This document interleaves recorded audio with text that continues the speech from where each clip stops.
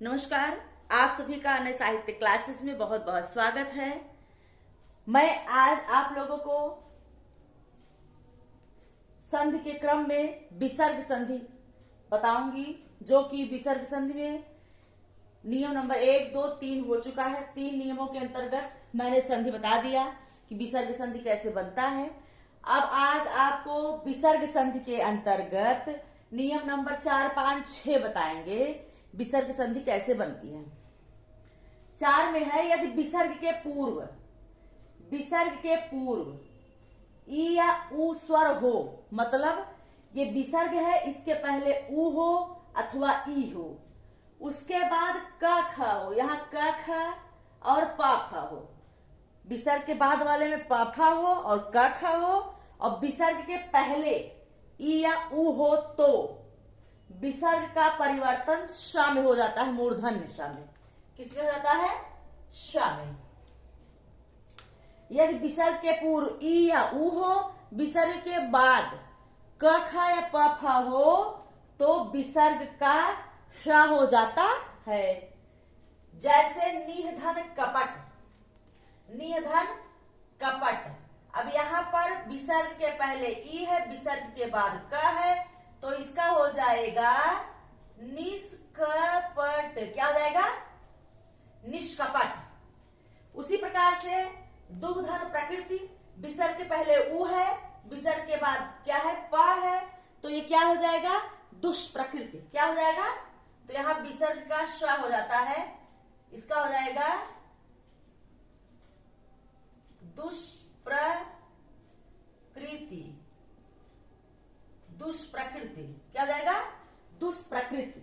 इसी प्रकार से विसर्ग के पहले ऊ, विसर्ग के बाद फ है, तो विसर्ग का यहां श हो जाएगा, मूर्धन्य श, तो इसका हो जाएगा दुष्फल। क्या हो जाएगा? दुष्फल। इसी प्रकार से अगला है संधि ना, विसर्ग के पहले ई है, विसर्ग के बाद प है, तो इसका हो जाएगा निधन पाप का हो जाएगा निष्पाप। क्या हो जाएगा? निष्पाप।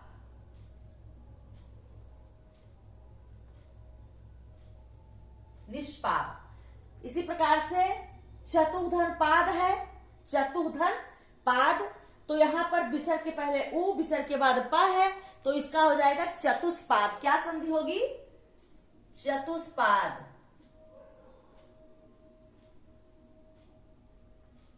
ये रहा आपका नियम नंबर 4 के अंतर्गत। ये विसर्ग के पूर्व ई ऊ हो, विसर्ग के बाद क ख प फ हो, तो वहां विसर्ग के स्थान पर श मूर्धन्य सा हो जाएगा। अब आइए नियम नंबर 5 देखते हैं। यदि विसर्ग के पहले अ हो और वर्गों के प्रथम द्वितीय वर्ग को छोड़कर, विसर्ग के पहले अ हो, उसके बाद वर्गों के प्रथम द्वितीय वर्ग को छोड़कर अन्य वर्ग आए अथवा यर अलावा हा आए, तो विसर्ग का और आ दोनों मिलकर के ओ हो जाता है।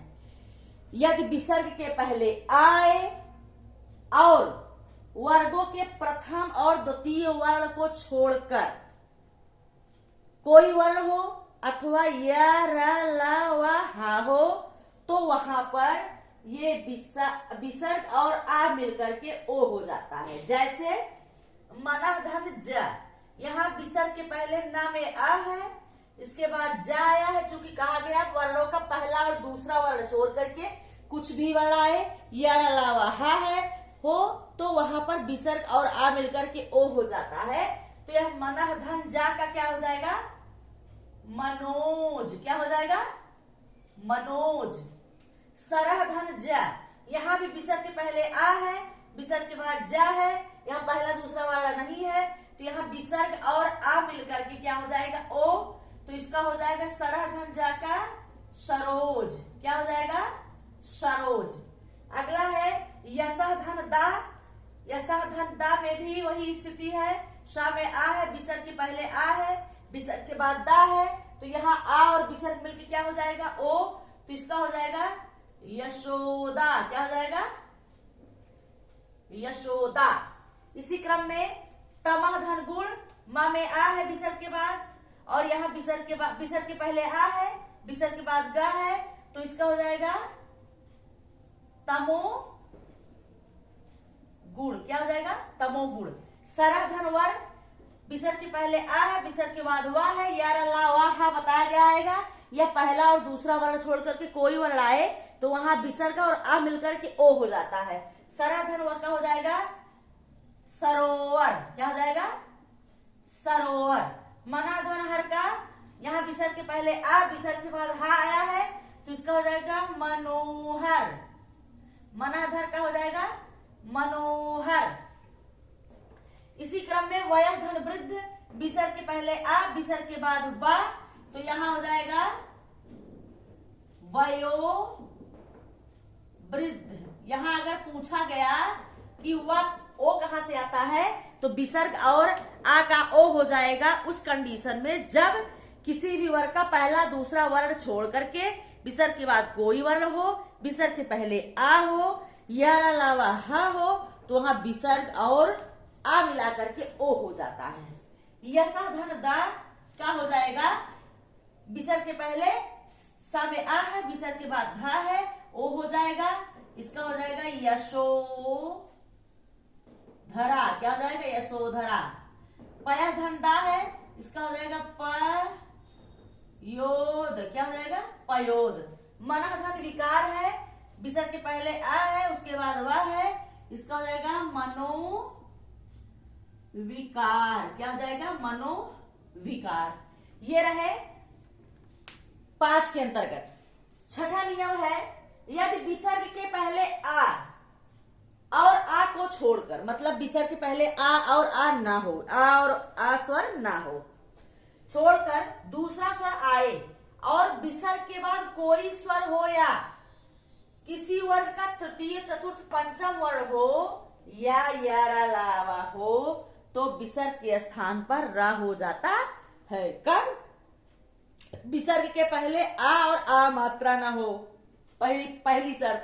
दूसरी शर्त है दूसरा कोई स्वर हो विसर्ग के बाद, अथवा विसर्ग वर्ग का तृतीय चतुर्थ और पंचम, जैसे ग घ अंग, ज झ ञ, ये तीसरा चौथा पांचवा वर्ण हो, अथवा य र ल व ह हो, तो विसर्ग के स्थान पर रा हो जाएगा। क्या हो जाएगा?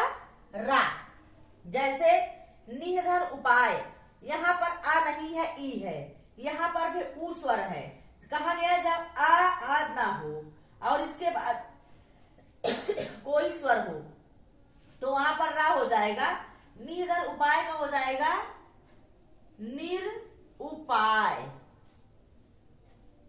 निरुपाय। दुधन गंध, यहां द है, दा पे ऊ की मात्रा है विसर्ग के पहले, और यहां ग है। ठीक है, तो क्या हो जाएगा? दुर्गंध। क्या हो जाएगा? कहा गया पहले तीसरा चौथा पांचवा वर्ण अथवा यार अलावा हा हो, तो वहां पर रा हो जाएगा। निधन गुण, यहां भी विसर्ग के पहले ई की मात्रा है, विसर्ग के बाद ग में ग है और ऊ की मात्रा भी है, तो इसका भी हो जाएगा निर्गुण। क्या हो जाएगा? निर्गुण।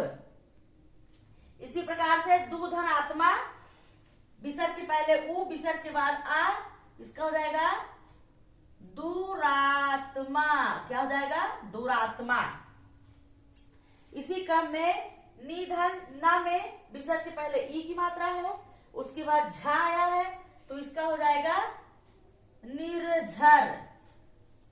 क्या हो जाएगा? निर्झर। दुधन गुण, विसर्ग के पहले ऊ, विसर्ग के बाद ग और ऊ की मात्रा है, तो इसका हो जाएगा दुर्गुण। दुर्गुण। अगला है निधन आशा। निधन आशा, यहां विसर्ग के पहले ई, विसर्ग के बाद आ की मात्रा है, तो हो जाएगा निराशा। इसी प्रकार से दुधन दशा, दा पे ऊ की मात्रा है, विसर्ग के पहले ऊ, विसर्ग के बाद दा है, ता था दा धा, बताया गया दा धा न यार अलावा हा, और कोई स्वर हो तो वहां पर रा हो जाएगा। तो इसका हो जाएगा दुर्दशा। क्या हो जाएगा? दुर्दशा। अगला है निधर आदर। यहां पर विसर्ग के पहले नी है, विसर्ग के बाद आ है, तो यहां हो जाएगा निरादर। क्या हो जाएगा?